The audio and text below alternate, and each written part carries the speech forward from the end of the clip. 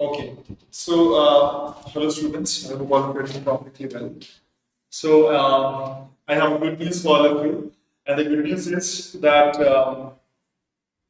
it's a sale which is happening on Facebook, which is named as Selection Ka Sankalp. So basically, it's a limited time offer.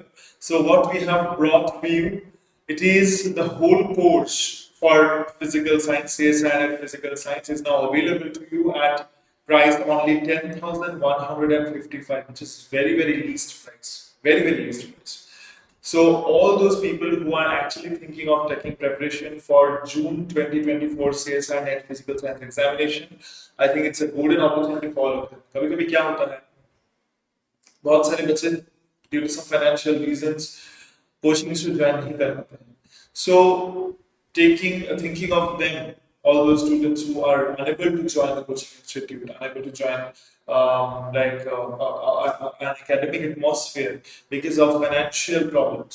So keeping their problems in mind, we have made this decision that this sale will be provided for a limited period of time.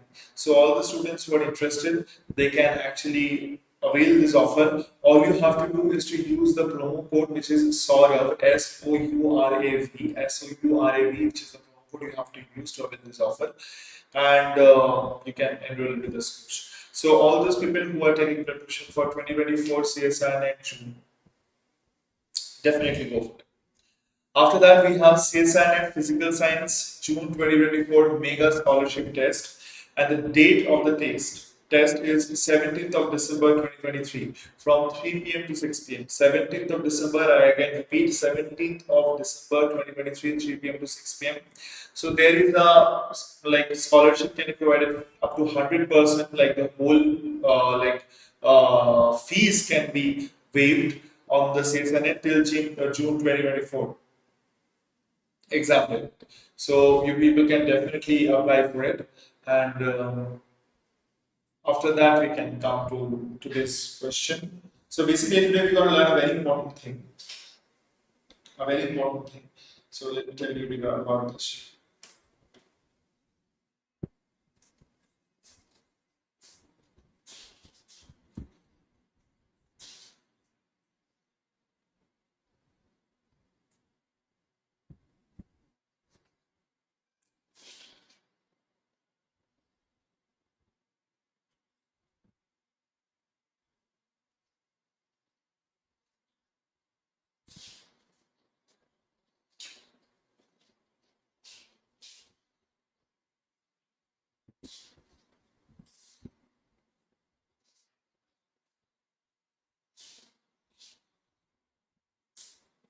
So the question says, find the eigenvalues and eigenvectors of a spin operator S of an electron in the direction. Find the eigenvalues and eigenvectors. Find the eigenvalues and eigenvectors of a spin operator S of an electron of a spin operator S of an electron, of a spin operator S of an electron in the direction of a unit vector, in the direction of a unit vector, in the direction of a unit vector n cap,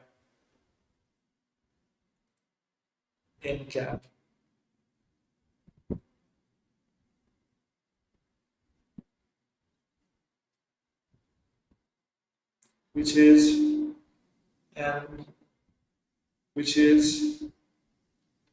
in an arbitrary direction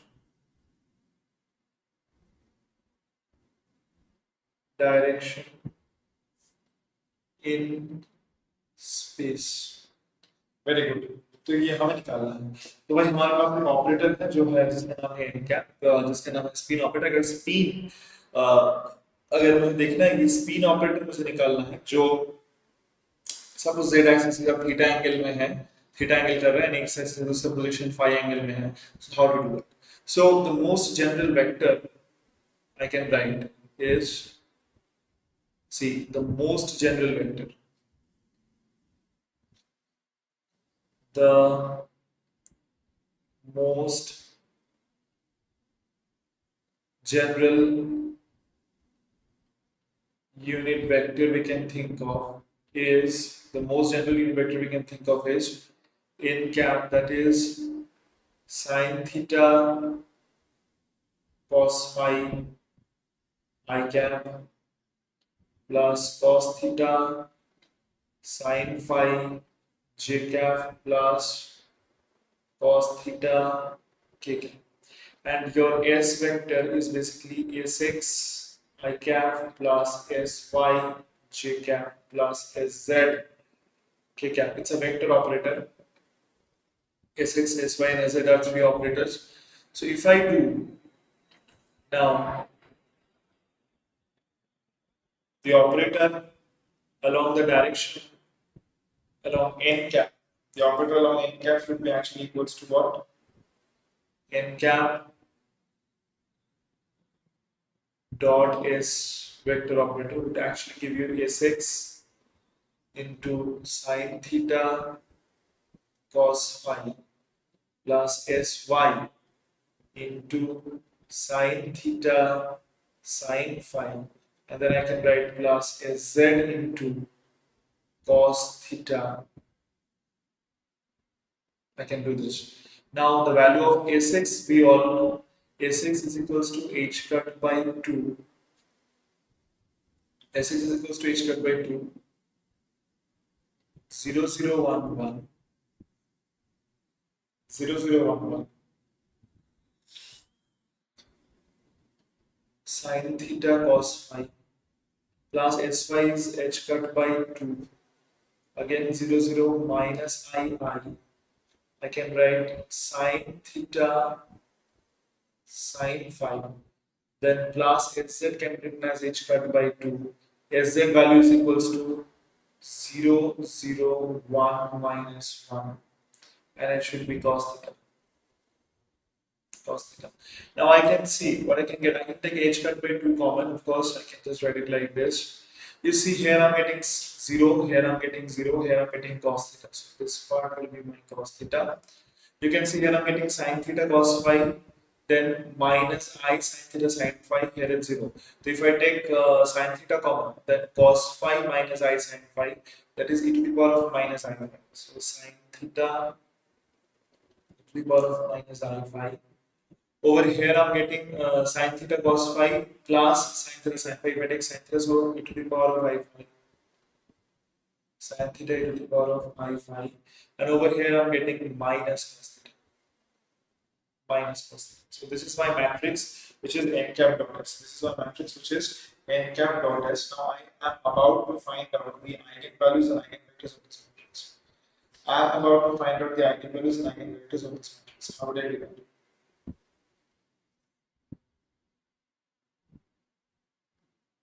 Cos theta to the power of minus I phi sin theta, then e to the power of I phi sin theta, then minus cos theta. I can write it like this.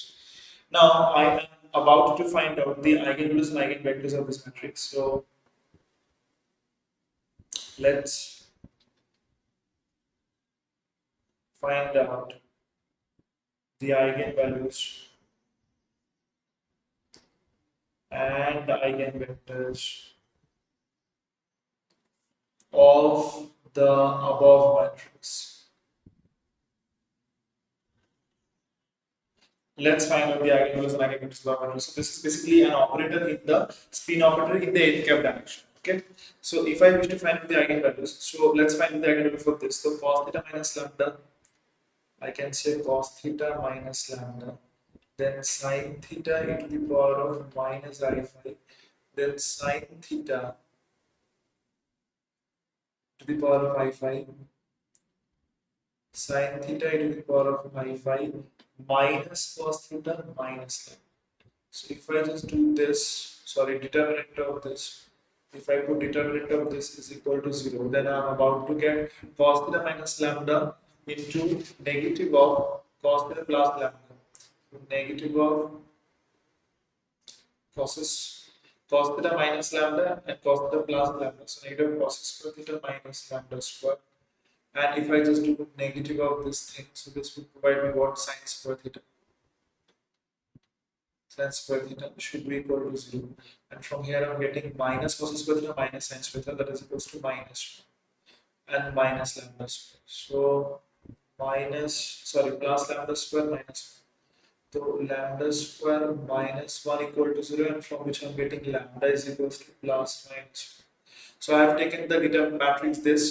So if I know that A cap is a matrix, A cap is an operator or matrix, whatever you say, having eigenvalues lambda 1, lambda 2, then K into A cap, where K is a scalar, have eigenvalues K into lambda 1, K into lambda 2. We know this thing.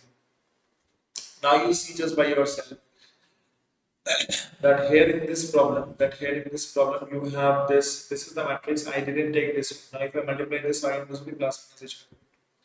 Therefore, eigenvalues of in S dot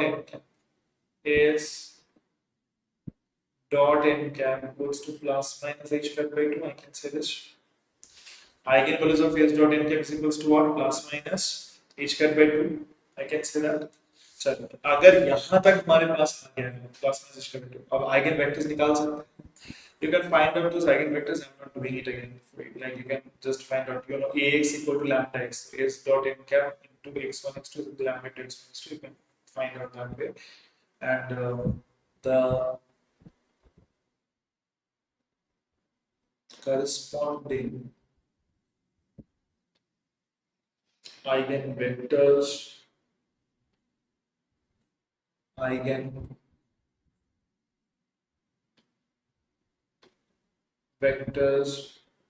will be, so let me tell you, the matrix S dot n cap is actually equals to cos theta sin theta e to the power of I phi sin theta e to the power of minus I phi minus cos theta. When eigenvalue lambda 1 is equals to h cut by 2. When I'm saying that the eigenvalue lambda 1 is equals to h cut by 2,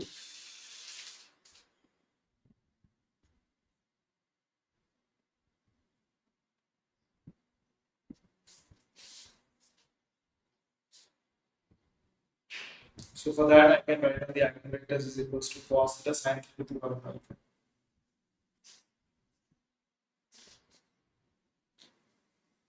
Cos theta to the power of alpha sin theta by 2. So psi 1 should be equals to, or r n cap should be equals to, just because it's plus h cut by 2, it's up direction. Up n cap should be equals to cos theta by 2 into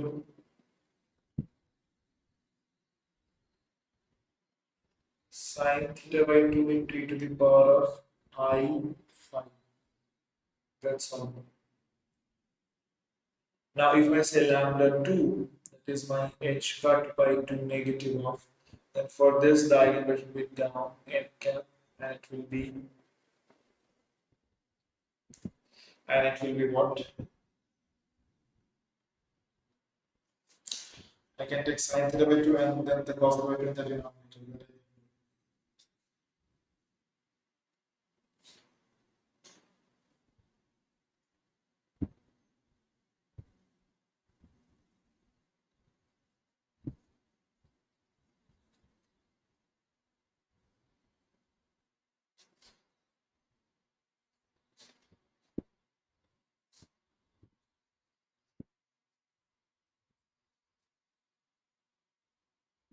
Just given here.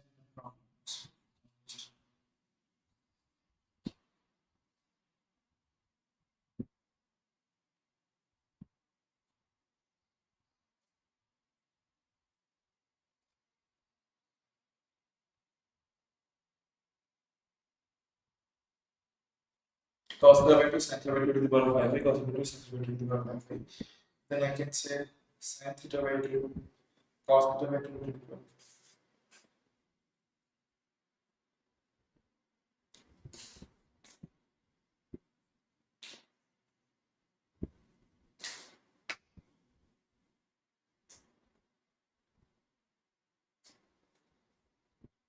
can say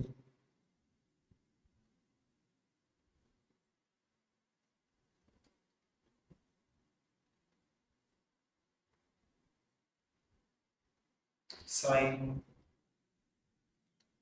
theta by 2 e to the power of minus alpha into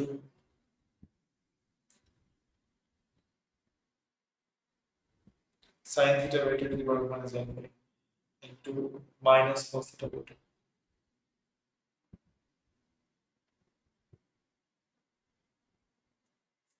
Cos theta by 2, sin theta by 2 to the power of minus alpha, sin theta by 2 to the power of minus alpha minus cos theta. Okay.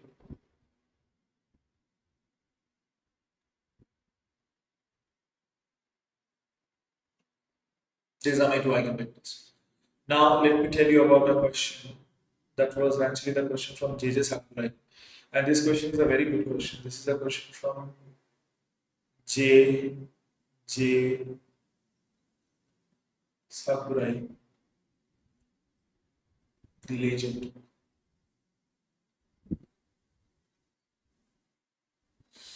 The legend. Okay. So what does this question say? Please read this book. It's a very good book actually. You can read it. What does this question say? The question says that it's a very good question. You can first of all read it and then we can go for solving this question. But first of all, reading is very necessary. That you first have to understand what it's trying to say. It's saying that a beam of spin-half atoms goes through a series of star-galactite measurements as follows. Goes through a series of star-galactite measurements as follows. And what are those star-galactite measurements? The first measurement accepts Az that is equals to h squared by 2 atoms and rejects Az equals to minus h squared by 2 atoms. Okay, and it is accepting the Az equals to h squared by 2, that means magnitude is along the z direction. The second measurement accepts Sn equals to h squared by 2 atoms and rejects Sn is equals to minus h squared by 2 atoms, where Sn is the eigenvalue of the S dot n operators. N cap mechanical beta with the accepted. The third one accepts Sn equals to minus h squared by 2 and rejects this. So there are a series of 3 Stern-Gallic operators. So I can draw the Stern-Gallic operators over here. So this is the first Stern-Gallic apparatus. Where magnetic field is along the z direction. Bz. Where magnetic field is B into z cap. Okay. Then I have, so there are two rays that are coming from here. So one ray is here plus h cut by 2, which has been accepted, plus h cut by 2, that's been accepted, and minus h cut by 2 is rejected. Minus h cut by 2 is rejected. I'm blocking this rays. I'm blocking this rays. I'm not letting them go. I'm blocking this rays. Okay, hang on. I can just write it down in a much more better fashion. So this rays has been blocked by this. So this is basically my plus h cut by 2. This is my minus h cut by 2. I can write this is plus h cut by 2. This is minus h cut by 2. What's up? Minus h cut by 2 is blocked. Only plus h cut by 2 can go to the next angle. In the next angle, you can see that the magnetic field is along the direction of an arbitrary vector, which is n cap. So B is equals to B into n cap. Magnetic field is along the direction of an arbitrary vector. So there are two vectors coming out. One is your up, one is your down. That is also taking the eigenvalues of, which eigenvalues it's taking, brother? It's taking only atoms rejects Sn minus h cut by 2 and accept h cut by 2. Very good. H cut by 2 it's accepting. So h cut by 2, these are being accepted, and minus h cut by 2 are being rejected. Minus h cut by 2 are being rejected. This has been blocked. These rays are then going to the next stern gallet placed after this over here, which is of course again along B into Z direction, and of course you will get two rays coming from here. I mean two spin states coming from here. One is up and down, but this time you are taking only the downs, not the up. So it's h cut by 2 I know, it's minus h cut by 2 I know. But sir, which one I'm taking now? I'm taking which accepts minus h cut and rejects s is equals to h cut. Very good. So I will make this thing by this way. So these rays are going over here. These rays are going over here. So I can say these rays are going to survive this term like this rays are surviving. And this both of them are h cut by 2, h cut by 2. H cut by 2, h cut by 2. I know this.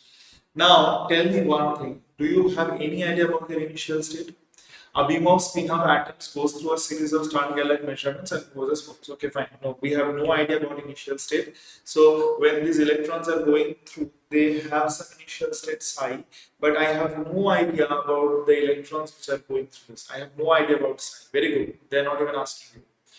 They say what is the intensity of the final Sz equals to minus h cut by 2 beam when Sz equals to h cut by 2 beam surviving the first measurement is normalized to unity.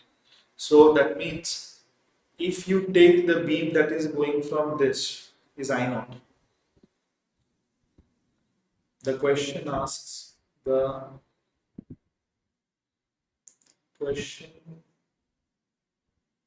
is what is the intensity of the beam? ये है stern गलत 1, ये है stern गलत, ये है SZ1, SG1, SG2, SG3. What the question is, what is the intensity of the beam surviving from SG3 if we take the intensity of the beam surviving VING from first SG, from SG1 is 1. If I say that this is 1, SG1 in state, I should also mention in state. Acha, I'm only taking those electrons which have spin with eigenvalue Sz h cut by 2. So there's in the spin up Z state. Very good. Up Z state. Very good. Which in the state this is 1. I have taken their intensity is equals to 1. Fine. So when these beams fall upon this stern gallet, what will happen? When this beam fall upon this stern gallet, I am actually interested to find out the probability that how much amount of thing, like the probability of finding the beam in h cut by 2 state. That I am trying to find out. So let me tell you. When beam up Z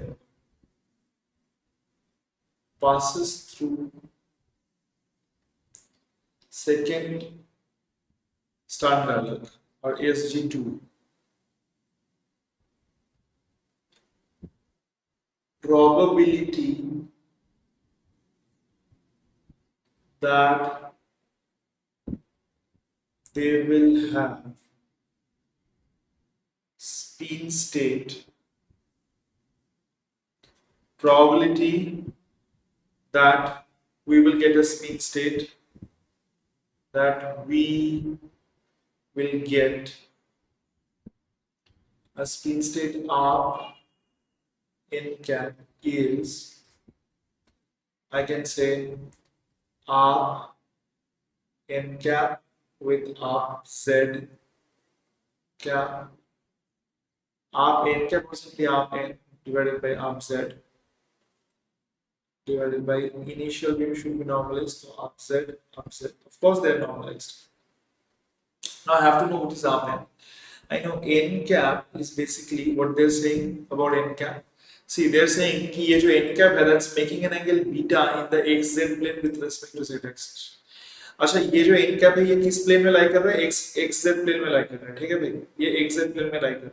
तो basically n cap हमारा अगर xz plane में लाई करता है, ये x plane है, ये y plane है, ये y प्लेन है, ये z। अगर xz प्लेन में लाई कर रहा है तो यहाँ पे हमारे जो तीन एंगल्स होते हैं, थीटा का एक वैल्यू है, फाई का एक वैल्यू है, तो phi is basically the angle it's making with the x axis. So if it's making if it's in the xz plane, so phi should be definitely be equal to 0 because it's in the xz plane. So phi अगर 0 है और theta का value यहाँ पे बोल दिया गया है, थीटा का वैल्यू यहाँ पे क्या है, उन्होंने कहा है कि n cap is making an angle beta in the xz plane with respect to z axis। अच्छा, beta with respect to z axis, okay, so n cap is equals to, एक तो फाई इसके लिए 0 है, दूसरा है थीटा इसके लिए है बीटा। वेरी गुड, तो हम लोग लिख सकते हैं sin theta cos phi, sin theta cos phi i cap, तो sin theta is my sin beta cos phi, phi equal to 0, so 1 to i cap plus sin theta sin phi, sin theta is my sin beta, sin phi will be equal to 0 j cap plus cos theta k cap, cos beta, that's my n cap. Therefore, here theta equals to beta and phi is equal to 0. Therefore, tell me what is my arc n. I have told you the normalized eigenvector for arc n. What is it? The normalized eigenvector for arc n, sir, it is actually equals to cos theta by 2 sin theta by 2 to the power of 5. Very good. If I take phi equals to 0, so it will be to the power of 0 is equals to 1. Then it will be cos beta by 2 sin beta by 2. Fine. I can write that is cos beta by 2 sin beta by 2. I can write it like this. Now you tell me what is your arc z. So my arc z is very easy. Arc z will be actually equals to 1 by 2 1 0. Sorry, arc z we are talking about, right? So it is 1 0 0. So therefore, this thing, probability of getting up, is should be equals to what? So I have this cos beta by 2 sin beta by 2, and I have this in the cat form, and it's cos beta by 2 sin beta by 2. So I'm putting it like cos beta by 2 plus square. This thing is actually equals to 1. So cos square beta by 2 on beta. That is actually the intensity of the beam emerging from SG2.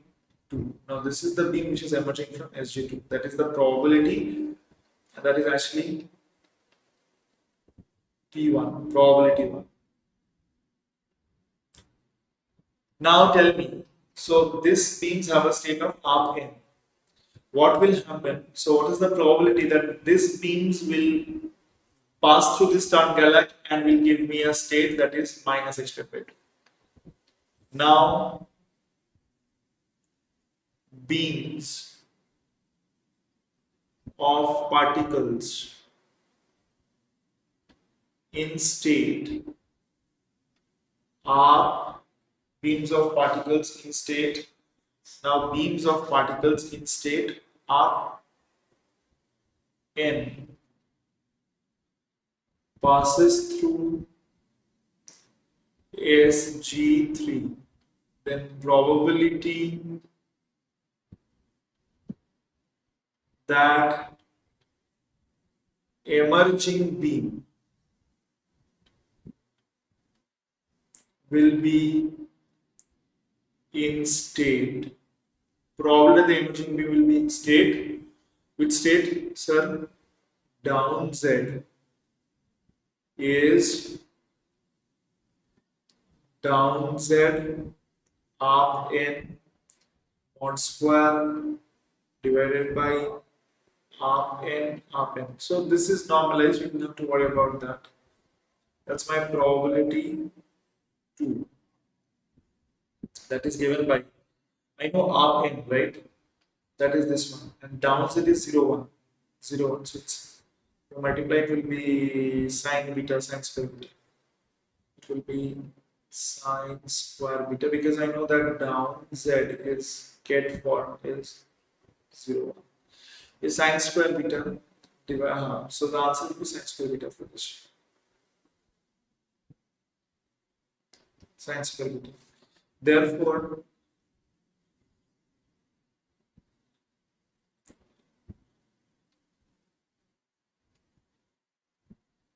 the total probability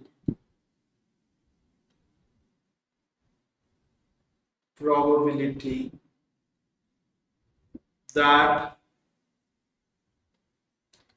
a beam in state up N up Z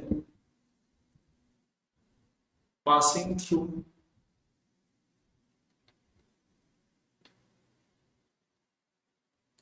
SG2 and SG3 and will emerge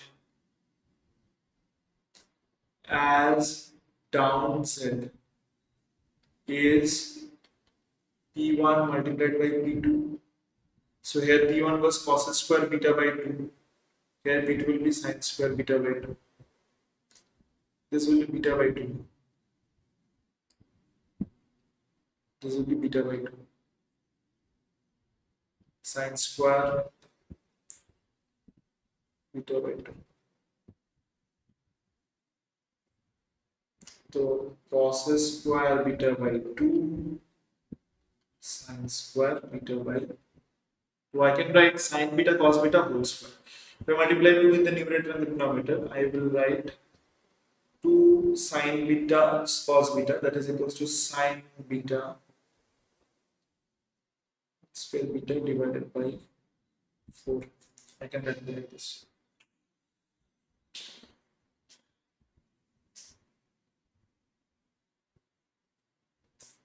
Sin square beta divided by 4 is the total probability, and that is the intensity of the emerging beam. That is also the intensity I. Intensity I of the emerging beam in state dish. Therefore, intensity of the emerging beam in state down Z is sin square beta divided by 4.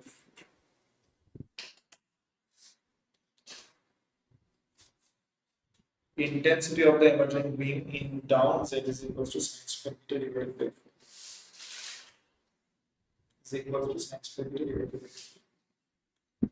Tell me if there is any issue.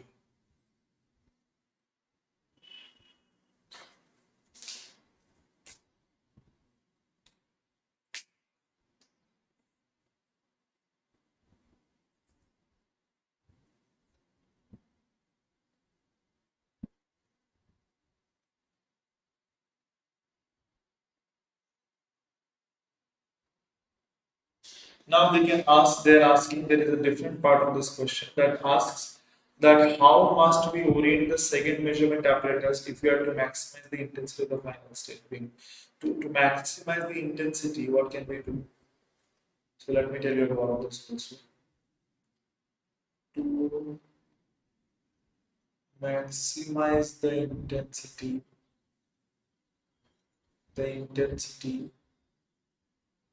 we can make Okay, this divided by 4. So if the numerator is maximum, then it will be maximum. Numerator is maximum, then sin theta ka maximum value. Sin beta ka maximum value, which is 1. So beta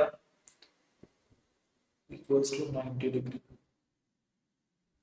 Beta equals 90 degree, it means therefore in the second SG, the magnetic field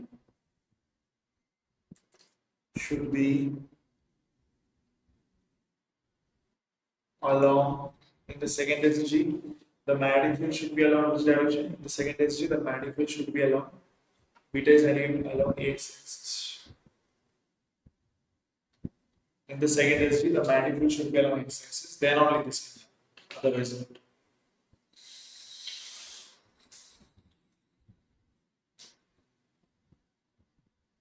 Okay. There is another question, very important question I can tell you. So that was a question from JEST IIT. It's a very good question. There's another question in the direction with respect to right-handed Cartesian coordinate system.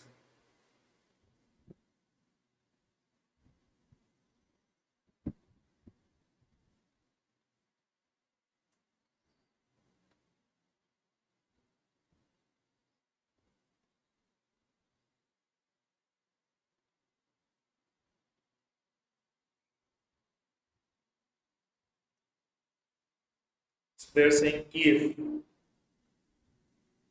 arc Z is equals to 0, 0, 1. If arc Z equals to 0, 0, 1, then we are asking find exponential of minus I sigma Z into pi by 2, exponential of minus I sigma y pi by 4, operating on z equals to what? That's what they have asked. Okay, so for that, let me tell you this. In our basic convenience, so in s square sz basis, sx, sy, sz are h cut by 2, h cut by 2, h cut by 2, 1, sorry, 0, 0, 1, 1, 0, 0 minus I, and 0, 0, 1 minus 1. That's all I can write. Now, the eigenvectors also we know.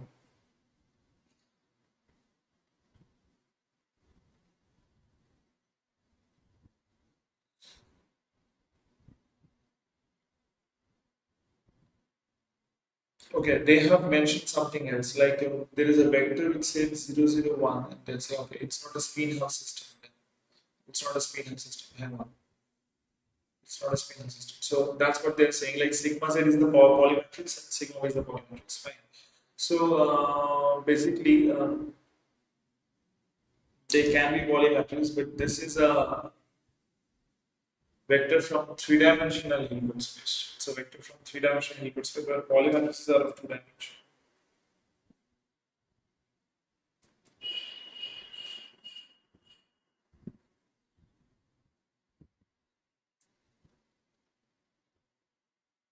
So I think there is a problem in this question because polymatrices are of two dimensions.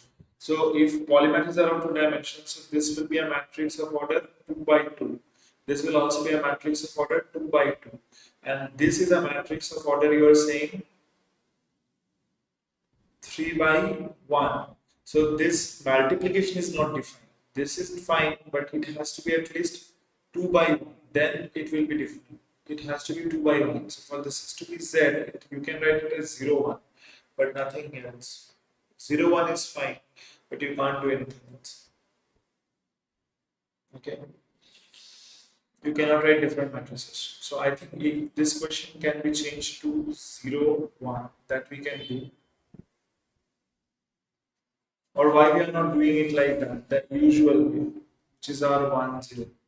We write upset as 1, 0.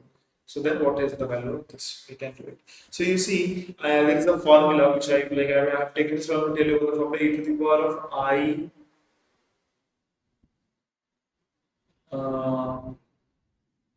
sigma dot n cap into theta is equals to cos theta plus I sigma dot n cap into sin theta. That's always I know. Cos theta plus I into sigma dot n cap into sin theta. Okay, e to the power of I sigma dot n cap into theta is equals to cos theta plus I sin theta. E to the power of I theta, e to the power of I into sigma dot n cap into theta is equals to cos theta plus I sigma dot n cap into sin theta. Fine. So what can we say for here? It will be cos pi by 2. Cos pi by 2 I cap. So there I must tell you about I cap here. It's a matrix, so identity operator will be there. Cos pi by 2 I cap. There is a minus sign, so minus I sigma z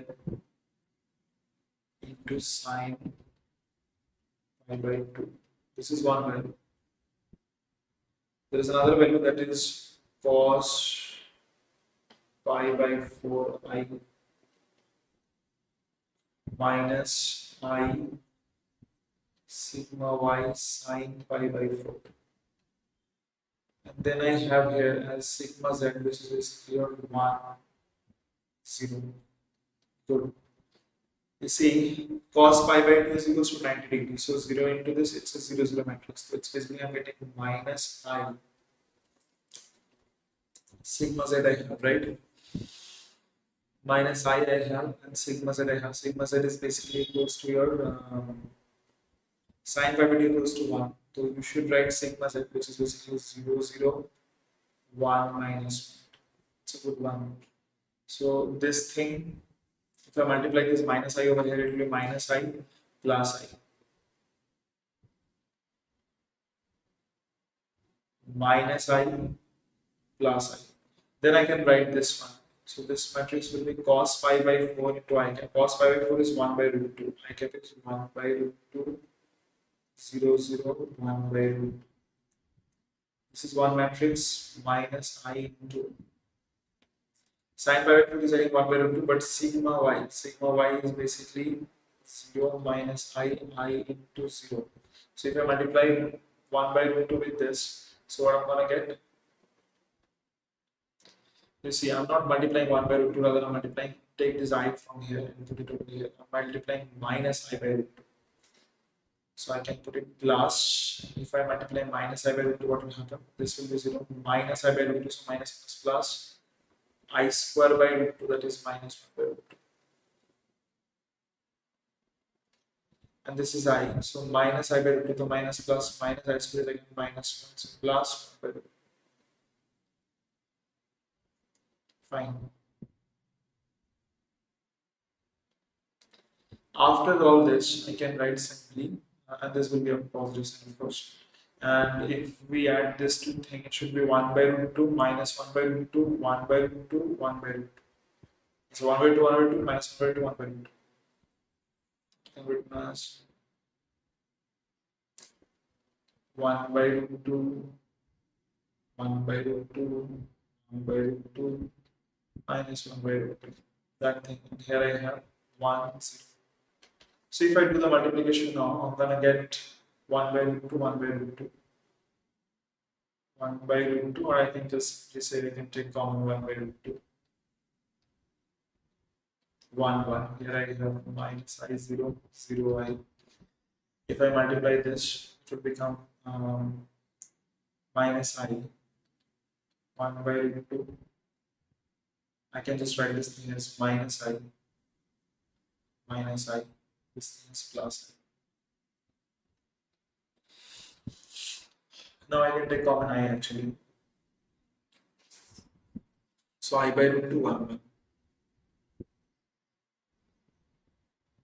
I by root 2 minus 1 plus 1. That's all I can get.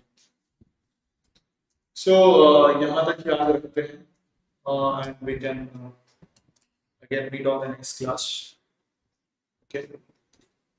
So thank you very much. If you have any questions, you can tell me. Please do ask me if you have any questions.